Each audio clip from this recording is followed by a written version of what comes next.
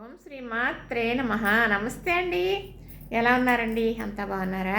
నేను కూడా బాగున్నానండి. మరి ఈరోజు దిష్టి పరిహారం చెబుతాను. దేనికి ఎలాంటి సమస్య ఉన్నప్పుడు చేసేది దేనితోటి అంటే 3 అన్నం ముద్దలతో, 3 రంగులు అన్నం ముద్దలు. ఏంటి 3 రంగులును? ఏ ఏ సమస్యకి ఆ దిష్టి అనేది మీకు నేను చెబుతాను. చాలా సులువైంది, చాలా గొప్ప పెద్ద సమస్య పరిష్కారం అవుతుంది. ఇది ఎప్పుడెప్పుడు ఎలా తీస్తారో అనేదన్నీ మీకు వివరంగా చెబుతాను. నేను దిష్టి పరిహారాలు చెబుతానండి. మీరు ఎవరికన్నా ఇంట్రెస్ట్ ఉండి మీరు కామెంట్లో అడిగారనుకో చెబుతాను అంటే, ఇక్కడ మా నేస్తం మాకు వారణాసి వంటలన్నీ చేస్తారు. మా ఊరే ఆవిడది కూడా. అయితే ఆవిడ అన్నారు, చెప్పండి అమ్మా మీకు తెలిసినవి చెప్పాలి కదా, 10 మందికి తెలియాలనేది కామెంట్ పెట్టారనమాట. చెప్పండి మీకు తెలిసినవి అన్నీనని. మళ్ళీ నాకు తెలిసిన వాళ్ళు 2-3 కూడా పెట్టారండి. అది సరే అనేసి చెప్పడం మొదలుపెట్టాను నేను. పురుషస్థానం అయిన దగ్గర నుంచి బేబీకి 3 నెలలు పూర్తయ్యే వరకు ఎలా దిష్టి తీయాలి అనేది చెప్పాను, ఒక వీడియో పెట్టాను. ఒకే నిమ్మపండుతో చాలా మంచి పరిష్కారం. ఒక నిమ్మపండు 24 గంటలు దిష్టి కాస్తుంది. నిమ్మపండుతో ఏ రకంగా మనం దిష్టి పరిహారం చేసుకోవచ్చో, మన దగ్గర ఉంచుకుంటే ఎంత మేలు కలుగుతుందో అనేది ఒక వీడియో పెట్టాను. అలాగనే కొంచెం నలతనగా ఉండి చూపించుకుంటున్నా, మందులు వాడుతున్నా, కొంచెం నలతగా ఉండి పిచ్చి పిచ్చిగా కలలు వచ్చి ఆకలి లేకుండా కొంచెం చికాగ్గా ఉన్న వాళ్ళకి ఎర్రనీళ్ళు దిష్టి తీసిపోయడం వల్ల ఆ సమస్య అనేది తొలుగుతుందని చెప్పాను. ఇలాంటి సమస్య ఉన్న వాళ్ళకి అదనే కాకుండా గుప్పుడు పిటుకుడు ఇలాంటి పట్టుకుని గుప్పుడు కళ్ళుప్పుతో కూడా దిష్టి తీసి పాడేస్తే, పారే నీటిలో పాడేస్తే అలా కరిగిపోతుంది దిష్టి అనేది అని కూడా చెప్పాను. అలానే ఎండుమిరపకాయలు 3 కొంచెం మన తల దూకుంటాం, సిక్కు వస్తుంది కదా, ఆ సిక్కు చిన్నదే గుప్పుడు కళ్ళుప్పు ఈ 3 పట్టుకుని ఇలాంటి సమస్యకి సికాగ్గా ఉన్న నిద్ర పట్టకపోయినా తీసేసి నిప్పుల మీద వేయడం వల్ల గొప్ప ఉపశమనం ఉంటుంది అని చెప్పాను. నేను ఏ దిష్టి పరిహారం చెప్పినప్పటికీ కూడా మీకు హెల్త్ ప్రాబ్లం ఏదున్నప్పటికీ కూడా మందులు డాక్టర్ దగ్గరికి వెళ్ళాలి, చెకప్ చేయించుకోవాలి. వారు రాసిన మెడిసిన్ వాడుతూనే ఇలాంటివే చెయ్యాలి తప్ప ఈ చేతనం కదా అని మెడిసిన్ వాడొద్దని కానీ, ఏమండి మందులు వేసుకోకుండా తగ్గిపోతుందా ఇలాంటి చేతేనని కానీ అస్సలు అనుకోవద్దు, అనొద్దు. తెలిసి ఉన్నదాన్ని చెప్పకపోతే నాకు ఎంత దోషమో, విమర్శింతే అంత దోషం. విమర్శించకూడదు. మీకు నచ్చలేదనుకోండి మొహానేసి వదిలేయండి. మిమ్మల్ని చెయ్యమని కానీ మిమ్మల్ని చూడమని కానీ చెప్పం కదా. ఇప్పుడు నా ఛానల్ ఉందనుకోండి, అంతంత మాత్రంగా చూస్తారు. అందరికీ నచ్చాలని లేదు కదండి. ఎంతంత మాత్రం వాళ్ళకైనా ఒకరిద్దరికో నేను చెప్పేది ఉపయోగపడుతుంది కదా అని ఒక తపనతో నేను చెబుతున్నాను. ఇలాంటివి పూర్వమే చేసేవారండి. పూర్వం ఇలాగ చెప్పేవాళ్ళు ఇలాగ ఎవ్వరు చెప్పలేకపోతున్నారు. ఇంకా రకరకాల చాలా చెప్తున్నారు. నేను చెప్పేది ₹1 ఖర్చు అనేది లేదు. ఏది మనం బయట నుంచి కొనుక్కు తెచ్చుకోవట్లేదు. మన ఇంట్లో ఉన్నదే మనం ఇంట్లో వాడుకోనకు తెచ్చుకున్న దాంట్లోదే ఒకటి తీసుకుని చేసుకుంటే సరిపోద్ది. నేను చెప్పిన ఇన్ని పరిహారాల్లో మీరు ₹10 చెరుకు బయట నుంచి కొనేది ఏదీ లేదు. ఒక నిమ్మపండు, ఒక గుప్పుడు ఉప్పు, ఇట్లాంటివి ఇంట్లో ఉన్న తాలింపు తెచ్చుకున్న మిరపకాయల్లో 3 మిరపకాయలు తీసుకోమని, ఇంతే. మీకు డబ్బులకు వచ్చాయి ఇలాగా చెప్తే మీరు బాగా చూస్తారేమో. నేను చెప్పను అలాంటి, ఎందుకంటే అసలే అగాధంలో ఉన్నారు. ఇంకో 10,000 కూర్చొని అంటే ఇంకా అగాధంలోకి వెళ్తారు తప్ప మీ సమస్య పరిష్కారం అవ్వదండి. ఇది నాకు తెలుసు. ఇలాగ అగాధంలో చాలామంది ఉంటున్నారు. ఎందుకంటే ఉన్న సమస్యను బట్టి ఎవరే చెబితే అది దానికి ఎదరికెళ్ళిపోతూ ఉంటారు. సమస్య తీసుకెళ్ళిపోతుందండి ఎదరికి. కొంచెం ఆలోచించుకుంటే తప్పకుండా మన సమస్య ఎక్కడున్నదో మనకు తెలుసు కదా, ఎందుకు పరిష్కారం అవ్వదు? ఎక్కడికో వెళ్తే వాళ్ళు ఎవరో ఎందుకు తీసి పడేస్తారు? వాళ్ళకేం తెలుసు? మన వీక్నెస్ తెలుసు. మన నుంచి ఎంత లాగాలో అంతా లాగుతారే తప్ప ఏది అవ్వదు. ఇంకా అంత అగాధంలో కూరుకుపోతారు. మీ ఇంట్లో పెద్దగా, మీ అమ్మమ్మగా, నాన్నమ్మగా నేను చెబుతున్నాను ఇదే. నా వీడియో చూసేసి మీరు ఇలా చేసేయండి అని నేను చెప్పనండి. ఎవరికి నచ్చితే అలా చూడండి. చూసిన వాళ్ళు అందరూ చేసేసుకోవాలని లేదు. పూర్వం ఇలా చేసుకునేవారా, ఇలా ఉండేదా అని మీకు అర్థం అవ్వాలి. అదే నేను చెబుతున్నాను. చేసుకుంటే చాలా మంచిదే ఉపయోగం ఉంటుందండి. ఇప్పుడు నేను ఇన్ని పరిహారాలు లిస్టులు పెట్టాను వీడియోలు. ఒకటి బాగానే చూస్తారండి, ఒకటి అంతగా చూడట్లేదు. కానీ ఏ టైము వస్తుంది చూస్తారు. ఇవి తప్పకుండా ప్రతి ఒక్కరికి అవసరం ఉంటుంది.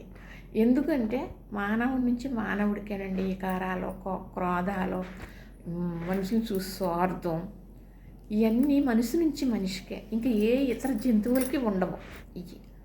అయితే ఈరోజు మీకు నేను 3 ముద్దలు అన్నం ముద్దలు, 3 రంగుల ముద్దలు తీయాలి. ఎలాంటి వాటికి ఇప్పుడు నిమ్మపండుతో తీయడానికి దేనికని చెప్పాను, మరి అలాగే ఒంట్లో బాగోలేనప్పుడు అని చెప్పాను కదా. ఇప్పుడు మనకి అది హాస్పిటల్కి వెళ్తాం, బాగోలేదండి ఒక మనిషికి. హాస్పిటల్కి వెళ్ళాం, చెకప్ అయ్యి చేయించుకున్నాం. హాస్పిటల్కి వెళ్తే చూసారు, చెకప్ చేశారు, పర్వాలేదన్న, నార్మల్ ఏమీ లేదన్నారు, ఏదో మందులు రాశారు, వచ్చేసాం.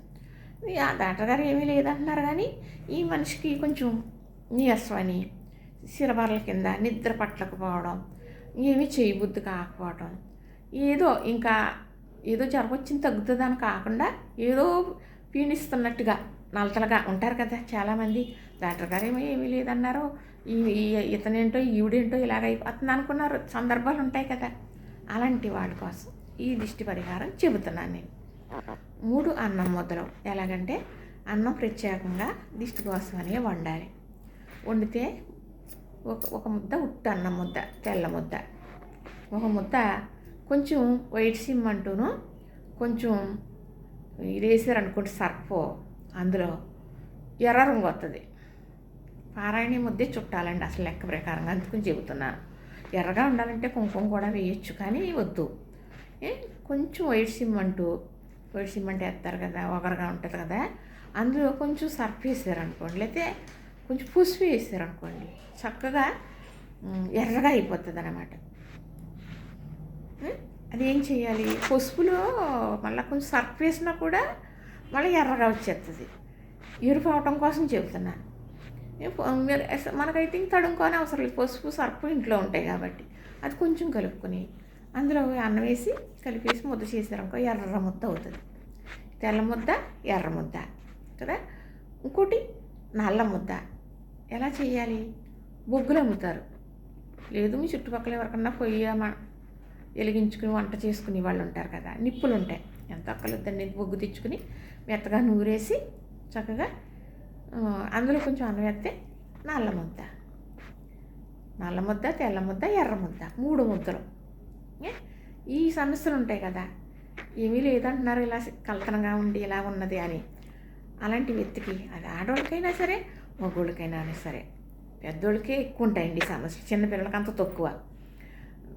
వాళ్ళకి ఈ 3 ముద్దలు 3 మాటలు దిగదురు చేసి పట్టుకెళ్ళి బయట పాడేయండి, రోడ్డు మీద పాడేయద్దు. అన్నం కదా తొక్కుతారు, మంచిది కాదు. మరి మనకున్న పేళ్ళ పోవాలని పాడేసాం కాబట్టి తొక్కుని వాళ్ళకి వెళ్తుంది. అలా దాటేసారనుకోండి, మనం పాడేసి దిష్టి దాటి వెళ్ళారనుకోండి, అప్పుడు కూడా వాళ్ళకి తగులుతుంది. అందుకుని మనకు పోవాలి ఇంకొకరికి రావాలనేది కాదు కదా ఇది, అందుకుని ఎవరికీ ఉండకూడదు కాబట్టి అలాగా పక్కగా పాడేయండి. పాడేస్తే చిలకలో ఏమన్నా తింటాయి, ఏమన్నా తినగలిగి తినేస్తాయి. అప్పుడు వాటికి రాదండి, జంతువులకి అవి తినొచ్చా, ఉన్న మనుషులు తొక్కకూడదా అని అనుకోవచ్చు. అవి తినొచ్చండి, వాటికి రాదు. ఎందుకంటే మానవుడికే విషమ బుద్ధి, కుళ్ళు బుద్ధి, స్వార్థం బుద్ధి, వికారాలు, చూసి వారసలాకపోవడం, ఇవన్నీ మనుషులోనే ఉంటాయి తప్ప ఇంకా ఏ జంతువులకి ఉండవు, మాయామరము. అందుకు వాటికి అంటదు. అందుకు ఏమన్నా తింటే కుక్కలు తిన్నా, పిల్లులు తిన్నా, పక్షులు తిన్నా, కాకులు తిన్నా వాటికి ఏమీ అంటదు. అర్థమైందా? మన ఎదురొచ్చి మనకున్న వికారాలు అవి తీసేసుకుంటాయి, మాయ ఉండదు కదా వాటికి. అందుకును అవి ఏమన్నా తింటే పోతాయి, అవి తీసేసుకుంటాయి. కాబట్టి పక్కకు పాడేయండి. ఇంకొకరు తొక్కిలాగా కానీ ఇంకొకరు దాటిలాగా కానీ వేయకండి ఎప్పుడు కూడా. ఈ దిష్టే కాదు, నేను చెప్పిన దిష్టిలో ఏదైనా కూడా అలా చేయండి. చేస్తే మీకు చక్కగా ఆ మనిషికి తేలికవుతుంది, ఆ సమస్య తీరిపోతుంది, ఆకలి వేస్తుంది, హాయిగా నిద్ర పడుతుంది, వేసుకున్న మందులు పట్టాడతాయి. ఇదేనండి నేను చెప్పేది. ఎందుకంటే మందుల దారి మందులదే. ఇలాంటివి కూడా చేసుకోవడం వల్ల మనకి చక్కగా ఉపశమనం అనేది ఉంటుంది. ఇది నేను చెప్పాలన్నదే ఒక నా తాపత్రయం. చేసి ఇవ్వరండి పెద్దోళ్ళు. ఇప్పుడు బాగానే ఉంటారు కదా, చాలా బాగా ఉన్నారు, ఇంచక్కా ఉన్నారు అంటే సడన్గా బాగోపోవటం, తేడాగా ఉండటం ఉన్నప్పుడు ఇలాంటి పరిష్కారాలు చేసేవారు, చక్కగా చేసుకునేవారు. నాకు తెలుసు కాబట్టి ఇది మీకెవరికన్నా ఇలాంటివి ఉన్నప్పుడు చక్కగా ఇలా చేసుకోవడం వల్ల మంచి ఉపశమనం ఉంటుందని నేను చెప్తున్నానండి. విన్నారు కదా. మరి ఈ వీడియో నచ్చిందనే అనుకుంటున్నానండి. ఏమండి చూస్తున్నారు కానీ అసలు ఒక్కరు కూడా బయట వారు ఎవ్వరూ లైక్ చేయరండి. డెవలప్ అయిన వాళ్ళకే చేస్తారా? ఇలాగా చిన్న చిన్నోడికి ఇంకా డెవలప్ కాని వాళ్ళకి చెయ్యరా?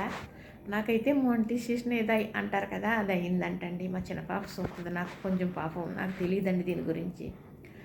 అయితే అయ్యిందంట. అవ్వందంటే మీరు అందరూ చూడాలంట, న్యూస్ పెరగాలంట, అప్పుడు ఇంకా తర్వాత పనులు జరుగుతాయంట. పోనీలండి, మీ అందరినీ నేను ఒక నా పిల్లలు అనుకుని, మనవాళ్ళు అనుకుని, నా వాళ్ళు అనుకుని అడుగుతున్నాను. నేను నాకు చెప్పే సందర్భం వచ్చినప్పుడు అన్నీ మీ అందరి గురించి కూడా నేను చెప్పడం జరుగుతుంది కూడా. లైక్ చేయండి, షేర్ చేయండి, సబ్స్క్రైబ్ చేయండి.